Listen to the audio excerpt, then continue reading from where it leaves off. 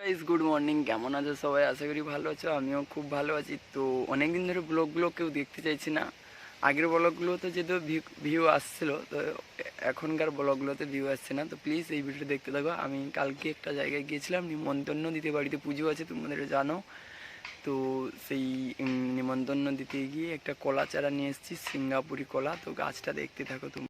সিঙ্গাপুরি কলার চারা তো সবাই চেনো কম বেশি, কিন্তু যাদের বাড়িতে লাগানো নেই এই কলা গাছটা তারা হয়তো চিনবে না।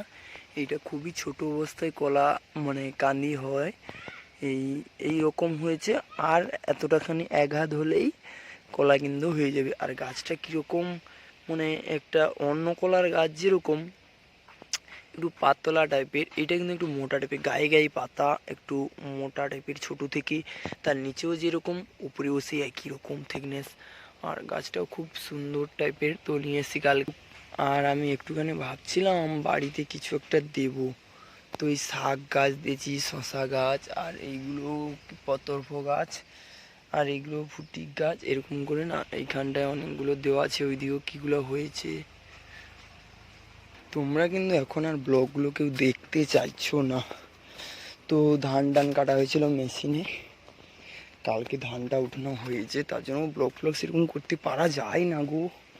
আর ধান এই যে রোদে দেওয়া হয়েছে, মা কলের কাছে আছি।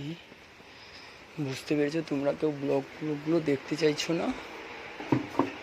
আর